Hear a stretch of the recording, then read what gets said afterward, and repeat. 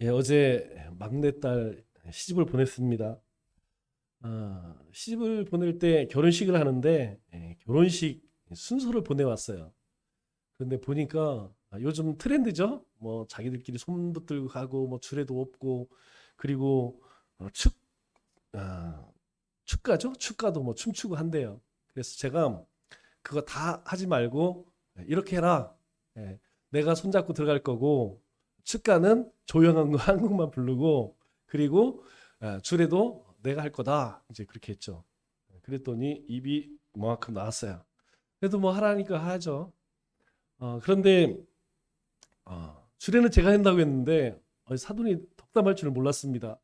그래서 제가 잔뜩 준비했다가 싹 잘라서 요점만 얘기했어요. 어, 결혼식의 모든 과정이 다 중요하죠. 그런데 새로운 삶을 출발하면서 꼭 당부하고 싶은 세 가지가 있었어요. 하나님 사랑해라. 뭐 그게 가장 중요한 거 아니겠습니까? 그리고 부모 긍휼해야 됩니다. 왜냐하면 약속 있는 축복이에요. 우리 계명 중에서 유일한 약속 있는 축복입니다. 공경해라. 그럼 땅에서 잘 되고 장수할 것이다. 이게 하나님의 약속입니다. 그리고 서로 사랑하고 서로 순종하는 것.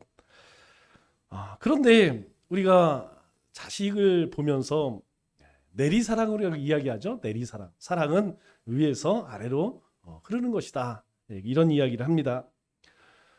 우리가 어떻게 사랑을 알았을까요?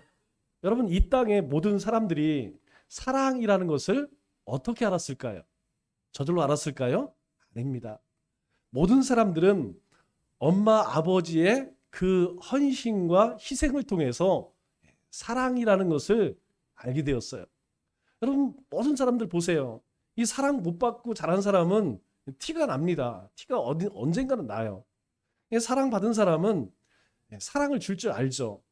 그리고 이 사랑을 부모님께 받았기 때문에 우리가 이게 이런 것이 사랑이구나 라는 사랑이라는 개념을 알게 돼요. 그런데 뿐만 아니라 우리가 자식을 키우면서 또 무엇을 끼냐면 가치를 깨달습니다. 사랑의 가치. 사랑이 어떤 것인가. 여러분, 우리가 아내 남편을 위해서 내 눈알 못 빼줘요. 여러분, 내 아내 심장 빼줄 수 있습니까? 그런데 자식을 위해서는 할 수 있다는 것이죠. 뭐 내 눈이 아니라 내 심장까지도 줄 수 있는 게 자식 아니겠습니까? 왜요? 사랑하니까. 사랑의 가치가 어떤 건지 아니까. 부모를 통해 사랑을 알았다면 사랑의 가치는 자식을 통해 알게 됩니다.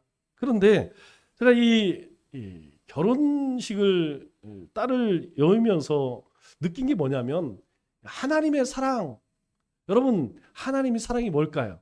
우린 다 이야기합니다. 하나님이 우리를 위해서 뭐 어떻게 한 것 정말 그거 알까요?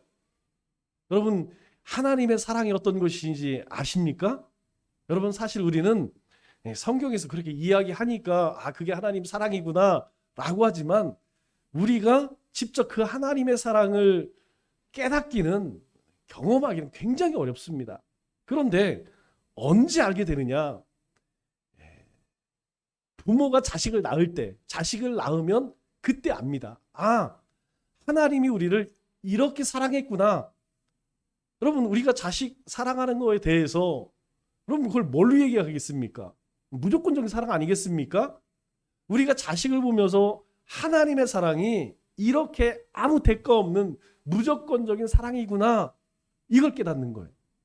그래서 자식을 키우면서 하나님이 나에게 이렇게 하셨구나. 그걸 조금이라도 깨닫죠. 그런데 제가 이 결혼식을 통해서 깨달은 한 가지가 더 있습니다. 여러분, 예수님이 나를 위해 십자가에서 죽으셨다. 그렇구나. 여러분, 성령님이 감동시켜 주셔서 우리가 그것을 알고 그것 때문에 기뻐하지만 그렇게 막 우리 마음 가운데 막 마음이 저리도록 그 정도는 아니에요. 잘 모릅니다, 우리는. 그런데 제가 이 딸을 시집 보내면서 그 이상한 마음 어떻게 보면 참 잘 됐죠. 그러면서 한편으로 되게 좀 아쉽고 이제 내 자식 아니잖아요. 이제 시집 갔으니까 그 마음 하나님께서 예수님이 이 땅에 보내셔서 십자가에 달리게 하셨을 때 그 하나님의 사랑이 그런 것이 아닐까. 내 자식을 이렇게 장가 보내고 시댁 보낼 때에 뭘로 말하기 표현하기 좀 애매한 그런 마음. 하나님께서 우리를 위해서 예수님을 십자가에서 달리게 하실 때에 그런 사랑의 마음으로 예수님을 십자가에 못 박게 하셨구나, 그런 생각이 들더라고요. 우리 주변에 보면 종종 그런 사람들이 있습니다. 대한민국의 민주화를 위해서 사명감을 갖고 살아가는 사람들이 있죠. 한쪽에서는 막 태극기 부대도 있고, 또 한쪽에는 반대편에 쓴 사람도 있고, 그런 청년이 한 명 있었습니다. 그러한 사람들이 친구들과 만나면 시시한 얘기 안 하죠. 이런 사람들은 항상 거대 담론을 이야기하고 어지러운 현실에 대해서 한탄을 하며 술을 마시면서 울분을 토해냅니다.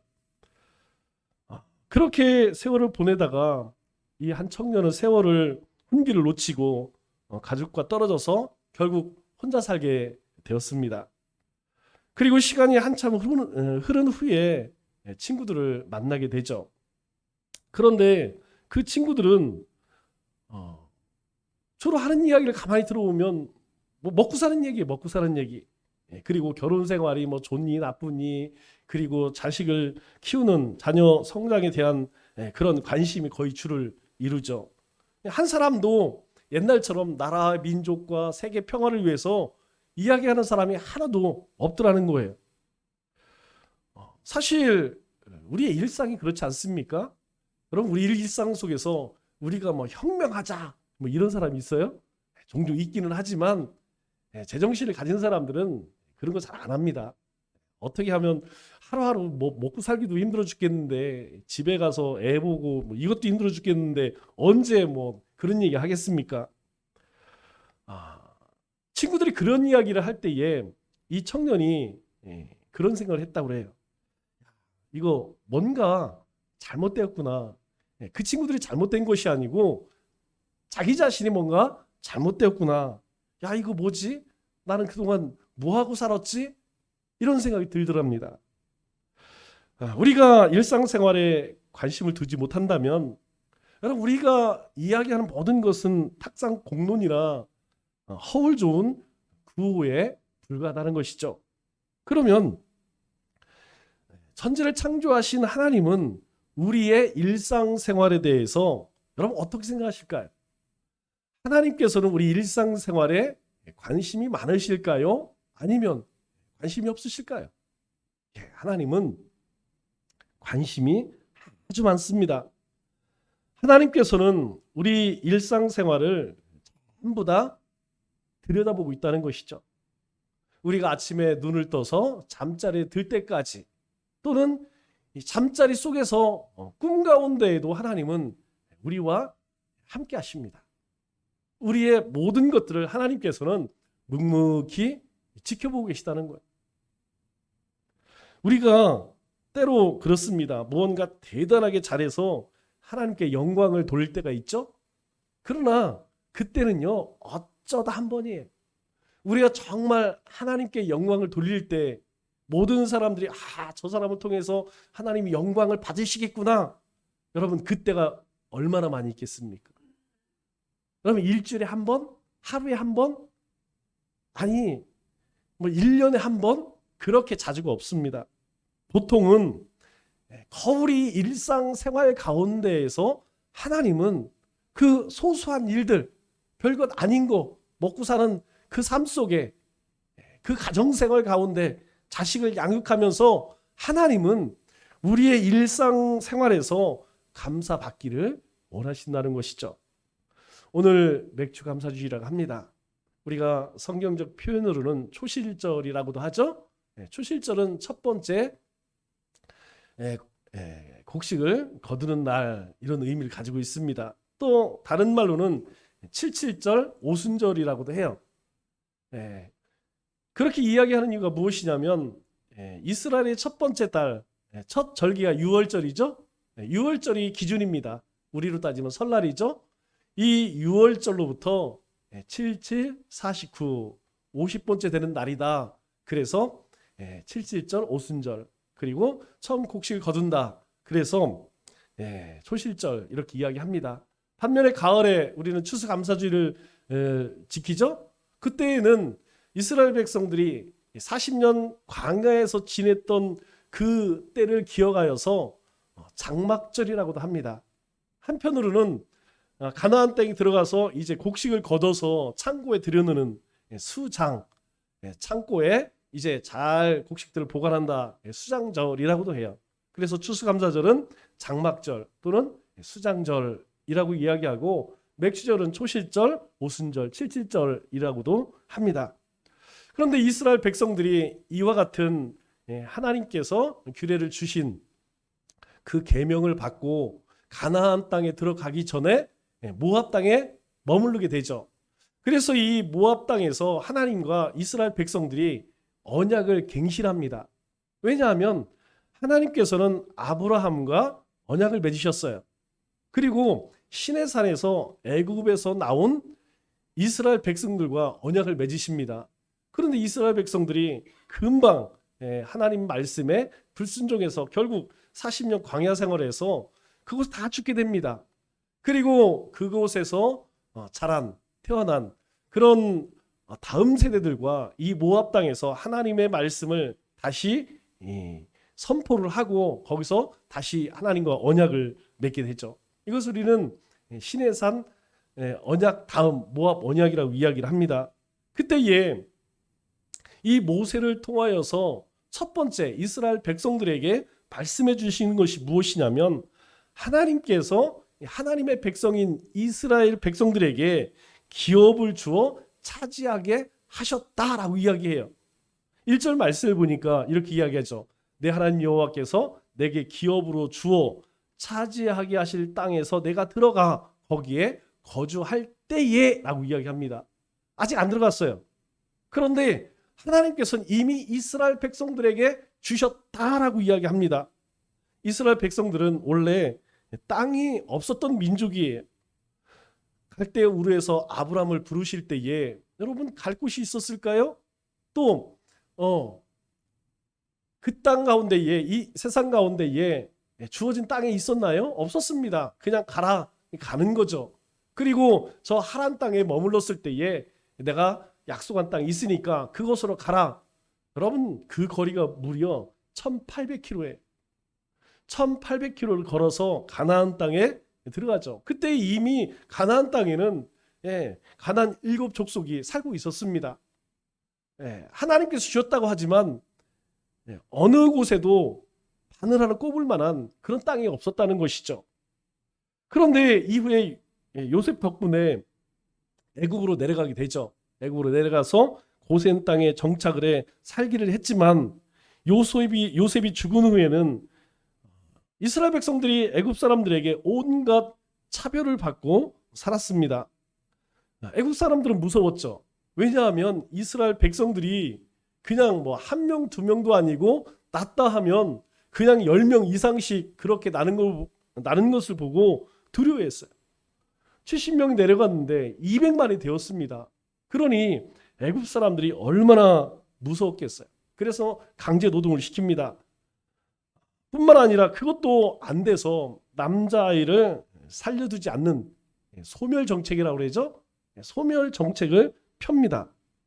그러나 하나님께서는 하나님이 택하신 이스라엘 백성들의 그 고통 소리를 들으셨어요.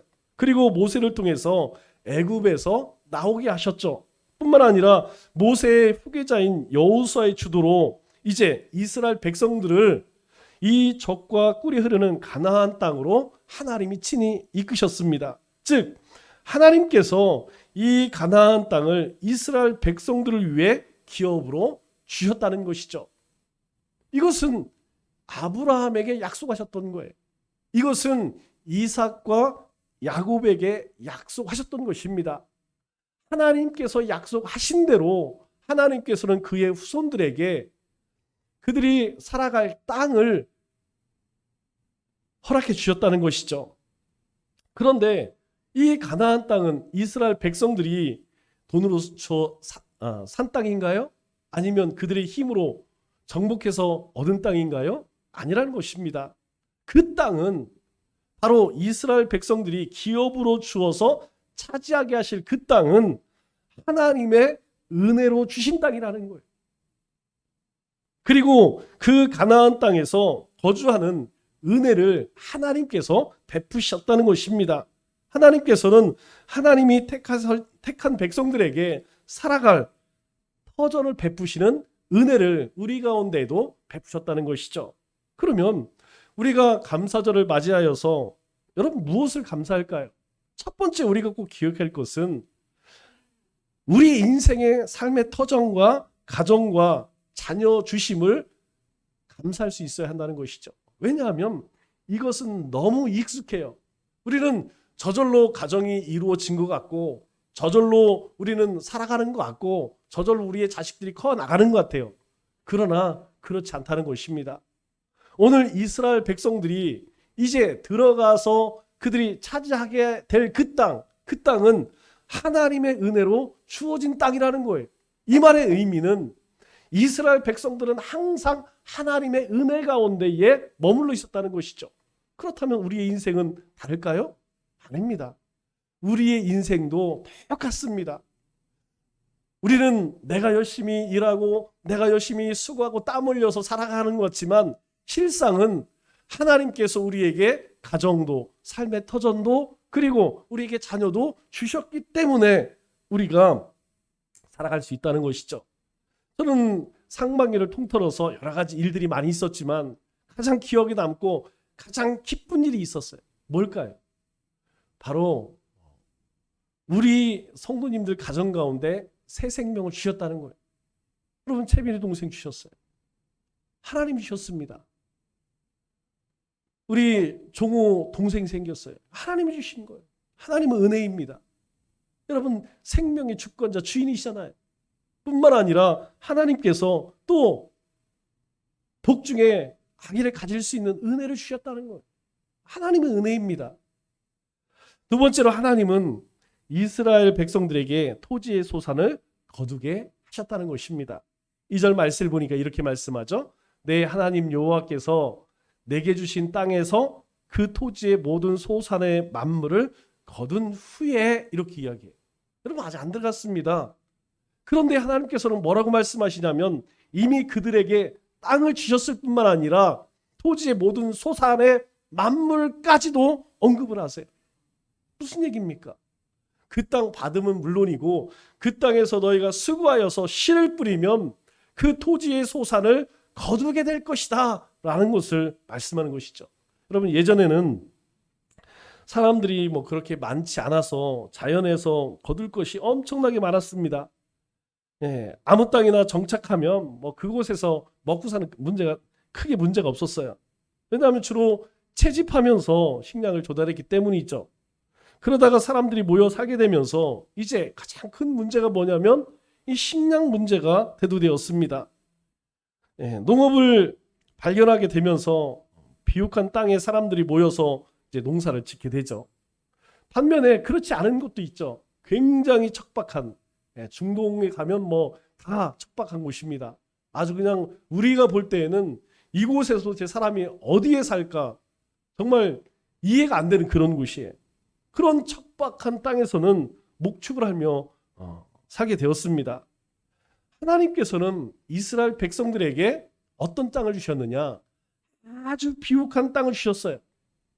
그래서 그 비옥한 땅을 뭐라고 이야기합니까? 성경은 젖과 꿀이 흐르는 땅 이렇게 말씀하죠. 비옥한 땅에서 농사를 지으면 품질 좋은 식량을 거둘 수가 있습니다. 우리나라에서 가장 좋은 쌀 하면 어딜까요? 우리가 뭐 보통 떠오르는 게 이천쌀, 옛날 뭐 임금님에게 뭐 올려드리는 쌀, 뭐 그렇게 얘기하죠. 또 철원쌀이 굉장히 좋다고 그래요. 그래서 제가 이렇게 찾아보니까 이천쌀보다 철원쌀보다 더 좋은 쌀이 뭔지 아세요? 청원 생명쌀입니다. 우리 동네에서 난 쌀, 여러분 우리가 매일 거두는 뭐 맨날 옆에서 보니까 이 청원쌀이 뭘 좋아 이런 생각하겠지만 여러분 올해 명품 브랜드 대상 품질 가장 좋은 이천쌀보다 저 철원쌀보다 더 좋은 품질로 1등 먹을 쌀이 청원 생명쌀이에요. 저는 생각도 못했어요. 작년에 우리 권사님 한 분이 농사를 지었다고 쌀을 한 푸대 가져왔어요. 아, 쌀이 정말 좋다라고 생각했지만 그렇게 좋은지 몰랐습니다. 여러분, 전국에서 제일 좋은 쌀이래요. 청원 생명쌀이.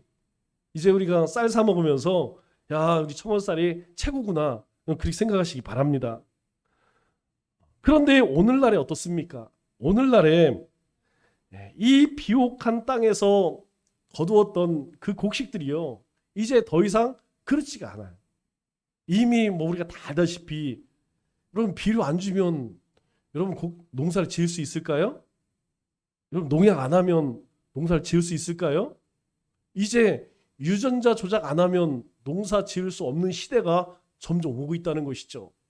왜냐하면 이 땅에 비옥한 땅들이 기후 이상으로 인해서 점점점 척박해져 간다는 거예요. 정상적으로 씨 뿌리고 김 메고 해서 곡식을 거둘 수 없다는 것입니다. 그렇게 바뀌어져 가고 있다는 거예요. 그뿐만 아니라 우리가 재작년부터 전쟁이 일어났던 우크라이나 러시아 전쟁 보면서 싸우는구나. 그런데 그 싸움이 우리에게 어떻게 영향력을 미칩니까? 갑자기 밀가루 값이 왕창 뛰면서 우리 먹는 식재료 값들이 확 올라버렸어요. 뭐 국수, 뭐 칼국수, 한 밀가루 들어가는 빵, 이런 가격이 왕창 올랐습니다. 왜 그러냐면 이 우크라이나가 밀 생산 세계 5위예요. 어마어마합니다. 그런데 전쟁으로 인하여서 이게 농사도 잘 짓지 못할 뿐만 아니라 이 수출도 잘 못해. 그러다 보니까 전 세계의 밀가루 값이 왕창 오르는 것이죠. 여러분, 우리가 양식을 얻으려면 어떻게든 농사 져야 돼요. 여러분, 이 곡식은 공장에서 만들어낼 수가 없습니다. 뭐 쌀이 있어야, 보리가 있고 밀이 있어야 그걸 가공해서 뭘 만들어내죠. 그런데 이 수확하는 양식이 없으면 여러분, 다른 것을 만들어낼 수가 없습니다. 그래서 미래의 전쟁은 여러분 뭐 지금처럼 총칼의 전쟁이 아니라는 거예요. 결국에 미래의 전쟁은 뭐냐? 궁극적으로 식량 전쟁입니다. 지금 가지고 있는 뭐 휴대폰 없고 뭐 컴퓨터 없고 이거 없어도 잘 살았습니다. 예전에 TV 없을 때에도 잘 살았어요. 해 떨어지면 저녁 먹고 일찍 자고 일찍 일어나서 그렇게 살았습니다. 그거 없어도 다 삽니다. 그러나 안 먹고 살 수 있을까요? 이 가운데에는 정말 배고픈 시절을 지낸 분들이 있습니다. 그것이 얼마나 고통스러운 건지 여러분, 배를 골아보지 않은 사람은 잘 몰라요.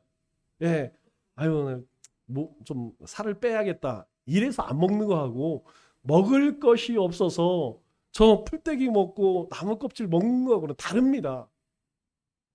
여러분, 앞으로 시대에는 그럴 때가 온다는 것이죠. 우리나라도요, 3년만 흉년 들어보세요. 3년만 흉년 들으면, 아니 7년만 흉년 들으면요, 난리가 납니다. 지금 도처에 뭐 우리 주변에 먹을 것이 너무 많기 때문에 이 먹는 거 얘기하면 아유, 지천에 먹을 것이 넘쳐나는데 라고 하지만 실상은 그렇지 않다는 것이죠.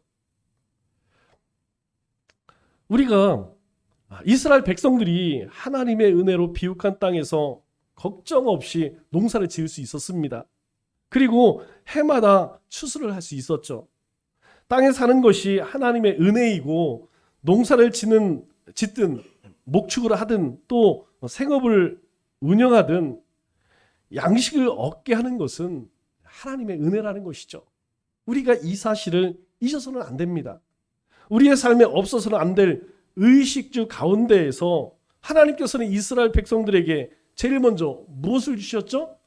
거주할 땅을 주셨습니다. 그리고 그 다음에 먹거리를 허락하셨다는 것이죠. 농사를 지으면 토지의 소산을 거두게 됩니다. 여러분, 땅은 거짓말하지 않습니다. 힘들죠. 육체 노동이기 때문에 아주 힘들지만 뿌린 대로 심은 대로 거두는 거예요. 그런데 우리가 심은 대로 뿌린 대로 거두기 위해서는 반드시 하나님의 은혜가 필요합니다. 여러분, 열심히 휘 뿌리고 김매 보세요. 비 안 오면 다 죽습니다. 또 비가 너무 많이 와도 다 죽어요. 올 때 적당히 오고 또 곡식 거둘 때에 해가 쨍쨍 그렇게 비춰야지 우리가 풍년을 맞이할 수 있게 되는 것이죠. 그럼 무엇을 이야기합니까? 우리의 삶에, 우리 일상 모든 삶에는 하나님의 그 은혜가 없이는 살아갈 수 없음을 이야기하는 것이죠. 우리가 이 산업과 정보화 시대에 여러분 먹지 않고 살 수 있나요? 아무리 뭐 과학이 발달했다 해도 사람은요 먹어야 삽니다. 그거 산업 좀 어렵죠. 정보화 시대 우리가 그 못 누린다고 해서 못 사는 거 아닙니다. 불편할 뿐이죠. 그러나 먹지 않고는 양식이 없이는 살아갈 수 없다는 것이죠. 그 얘기는 뭡니까? 먹는 것이 하나님의 은혜라는 것입니다.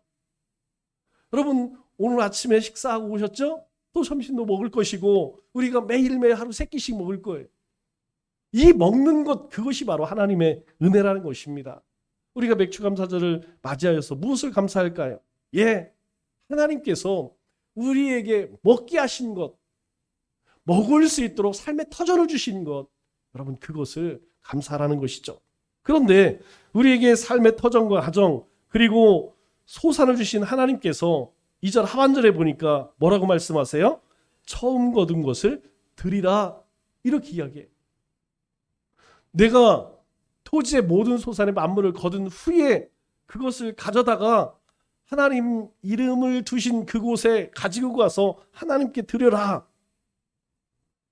그런데 특별히 뭘 드리라고 이야기합니까? 가장 처음 거둔 것, 만물이라고 그랬죠? 만물, 첫 것, 그것을 하나님께 드려라. 과거에 우리도 농사를 많이 짓던 시절이 있었어요. 제가 다른 거 기억이 안 나고 통일벼 얘기는 많이 들었습니다.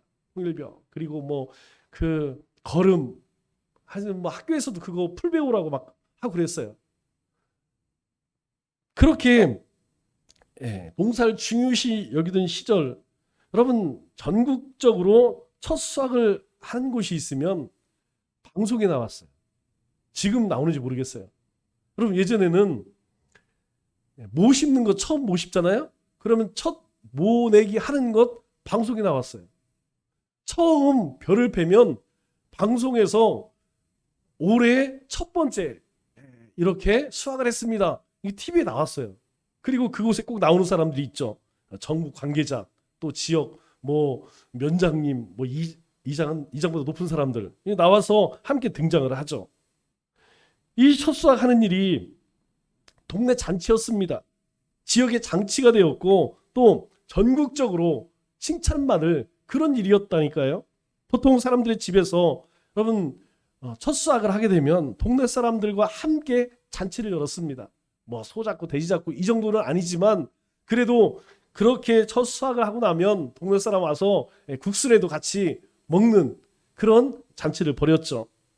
우리가 산업사회에서 첫 월급 타고 여러분 뭐 했죠? 아마 직장을 다니신 분들은 다 한 번씩 했을 거예요. 우리가 첫 월급을 받으면 다른 건 못해도 부모님 내복은 샀어요. 그것도 빨간 내복 사서 드렸죠. 우리 인생에서 무언가 열심히 일을 해서 수확한 것이 있다면 누군가의 은혜가 있다는 거예요. 우리는 부모님께 내복을 사드리면서 부모님이 은혜입니다. 제가 이제 사람 구실하게 되었습니다. 그래서 부모님께 내복 사드리는 거예요. 부모님의 은혜가 있었기 때문에. 하나님은 모세를 통해서 이스라엘 백성이 가나안 땅에서 추수를 했을 때에 할 일을 가르쳐 주십니다. 그것이 무엇이냐면 첫 추수의 첫 것을 가져다가 광주리에 담아서 하나님께서 정하신 곳으로 가져가야 한다. 즉 하나님의 이름을 두려고 택하신 곳으로 가야 한다. 이렇게 말씀하세요. 왜 그렇게 하라고 할까요? 예, 그것은 이스라엘 백성들로 하여금 하나님의 은혜를 기억하고 감사하는 것입니다.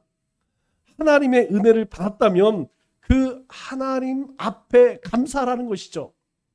이스라엘 백성들이 솔로몬 시대 이후로 남북으로 나뉘어지게 되잖아요. 여러분 남북으로 나뉘어지면서 남유다는 르호보암이, 북이스라엘은 여로보암이 통치를 하게 됩니다.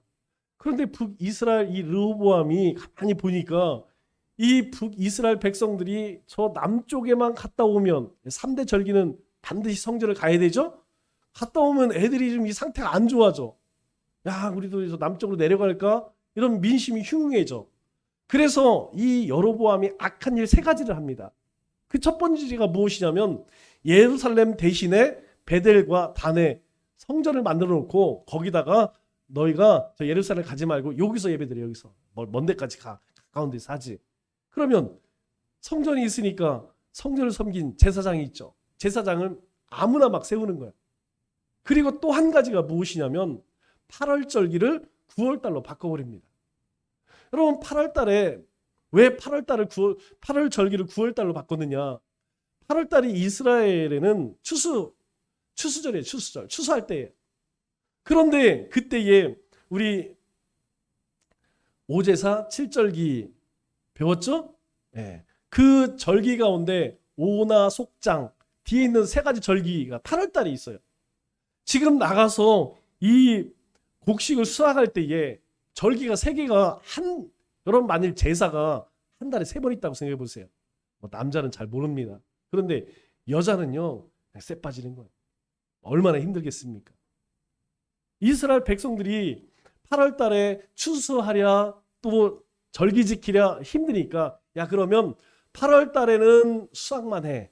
그리고 8월 절기는 9월 달에 해라. 하나님께 제사 드리는 것은 9월 달에 하고 우리 8월 달에는 열심히 곡식 거두자. 어떻게 보면 참 합리적이죠. 그런데 하나님은 왜 하필 추수의 달에 절기를 3개씩 주셨을까요? 그것은 하나님의 메시지가 명확한 거예요. 너희가 수확하는 것은 너희의 수고가 아니라는 것입니다. 하나님의 은혜를 기억하라는 거예요. 너희가 이 수확하는 것 그게 급하지만 그 수확하는 것보다 더 먼저 기억할 것은 하나님 앞에 예배하는 것. 이 모든 수확을 할 수 있게 은혜를 베푸신 그 하나님께 감사하라고 8월 절기를 주신 것인데 이 여로보암이 야 우리가 합리적으로 살자 싸그리 바꿔버립니다. 하나님께서 오늘 뭐라고 말씀하세요? 하나님의 이름을 두신 곳으로 첫 수확물을 들고 가야 한다라고 말씀합니다. 여러분 그거 안 해도 할 수 있어요. 우리가 뭐 어디서든 감사 못하겠습니까? 그런데 하나님께서 하나님의 이름을 둔 곳 그곳으로 가져가라 이렇게 말씀하세요. 여러분 그러면 그곳이 어디입니까? 당시에는 성막이고 솔로몬 이후에는 성전이 있죠. 여기가 왜 중요한 곳입니까? 바로 이스라엘 백성들의 삶의 중심이기 때문이에요. 광야 40년 행진할 때에 이스라엘 백성들은 무엇을 중심으로 행진했죠? 이 성막 중심입니다. 이 성막을 중심으로 앞에 세지파 진을 칠 때에도 그들이 장막을 쳐 머물 때에도 한가운데는 항상 성막이 있었어요. 성막은 무엇을 상징해요? 하나님 임재를 상징합니다. 하나님께서 너희와 함께 내가 너희와 함께 할게. 그것을 상징하는 것이 법궤 아니겠어요? 그 법궤가 있는 곳이 성막이고 이후에 성전이라는 것이죠. 그러면 왜 그곳으로 들고 가라고 이야기합니까? 하나님께 드리기 위함이라는 것입니다. 이것은 우리가 하나님의 은혜를 받았으면 그 은혜를 말하고 증명해야 하며 감사해야 하는 것이 마땅하다는 것이. 우리의 삶에 하나님의 은혜를 경험했다면 그 은혜를 하나님 앞에 표현하는 것은 지극히 당연한 것입니다. 왜 11조를 내라고 하죠? 여러분 왜 11조 합니까? 우리 성도님들 가운데 11조 내서 나 복 받아야지. 아마 이런 분은 없을 거예요. 여러분 그런 생각하지 마세요. 복 받으려고 하나님 앞에 예물 드리는 거 아닙니다. 우리가 하나님 앞에 11조를 드리든 감사 예물을 드리든 아니면 다른 명목으로 하나님 예물을 드리는 것은 다 하나예요. 하나. 하나님이 은혜 주셨기 때문에 하나님이 우리에게 주신 사명 그거 잘 감당하기 위해서 교회와 그리고 열방 가운데 하나님 나라 일을 하기 위함입니다. 하나님은 받으신다는 거예요. 너희 첫 것 열에 하나를 드리면 하나님이 너희 모든 것을 다 드린 것으로 여겨주신다는 겁니다. 오늘 뭐라고 이야기해요? 오늘 이스라엘 백성들에도 너희들이 거둔 것 다 가져와 이렇게 말하지 않습니다. 너희들이 거둔 것 중에 만물 첫 번째 것, 그것은 하나님의 것이라는. 여러분, 수학만 그런 것이 아닙니다. 우리의 삶의 모든 것의 첫 번째 것은 항상 하나님의 것이라는 거예요. 하나님의 은혜를 기억하라는 것입니다. 우리가 새벽 기도를 하면서, 월삭 기도를 하면서, 새 송영신 예배를 드리면서 예물을 드릴 때마다 항상 기억할 것은 무엇이냐면 바로 이것이라는 거예요. 우리의 삶의 중심은 하나님입니다. 그렇기 때문에 우리가 그 하나님 앞에 표하는 거예요. 하나님의 은혜로 살아갑니다. 나는 우리의 믿음의 고백이라는 것이죠. 그러면 왜 하나님께서 그렇게 하실까요? 예, 하나님께서 우리의 함께 하심을, 우리 지키시고 우리의 필요를 채우신 분이라는 것을 우리에게 알게 하시는. 여러분, 우리가 수없이 이렇게 말씀을 들어도 여러분 어떻습니까? 우리의 삶의 현장에 가면 정신이 없어요. 분주해서 하나님 이름 한번 부르지 않고 살아가는 것이 우리 인생입니다. 그래서 하나님께서 우리에게 절기를 주시는 거예요. 하나님께서 왜 우리에게 주님의 날 주일을 주셨을까요? 예, 다른 것이 아닙니다. 구원이 어디서 왔는지, 너희가 구원의 그 은혜를 기억하라 우리에게 주님의 날을 주신 것입니다. 세상 사람들은 오늘이 첫날일지 모르겠지만 우리의 첫날은 주님의 날, 주일날에 주일날. 왜? 하나님이 나를 위해서 십자가에서 그 대속에 보혈의 피를 흘린 것, 그 은혜를 기억하는 날이 바로 주일인 것입니다. 우리는 하나님의 은혜로 구원받았고, 그리고 그 은혜 가운데 지금도 살아가고 있습니다. 말씀을 맺겠습니다. 하나님은 모세를 통해서 첫 수확물을 드리는 방법을 알려주셨습니다. 첫 수확물을 들고 가장 먼저 뭐라고 하죠? 제사장에게 가야 한다. 그리고 제사장 앞에서 너희가 말해야 한다. 무엇을 말하라고 할 거야? 3절 말씀을 보니까 이렇게 이야기합니다. 그때에 제사장에게 나아가 그에게 이르기를, 당사자가 해야 됩니다. 여러분 모두가 해야 됩니다. 여러분들이 추수감사절을 맞아 감사의 예물을 가지고 나왔다면 이렇게 고백하십시오. 내가 오늘 당신의 하나님 여호와께 아뢰나이다. 제가 하나님 앞에 고합니다. 내가 여호와께서 우리에게 주시겠다고 우리 조상들에게 맹세하신 땅에 이르렀나이다. 하나님께서 약속하신 대로 우리에게 땅을 주셨습니다. 그 소산을 얻었습니다. 그 소산을 주님 하나님 앞에 드립니다. 그 재물을 가지고 온 사람이 제사장 앞에 나와서 제사장에게 그렇게 고백하라는 것입니다. 감사를 고백하라는 것이에요.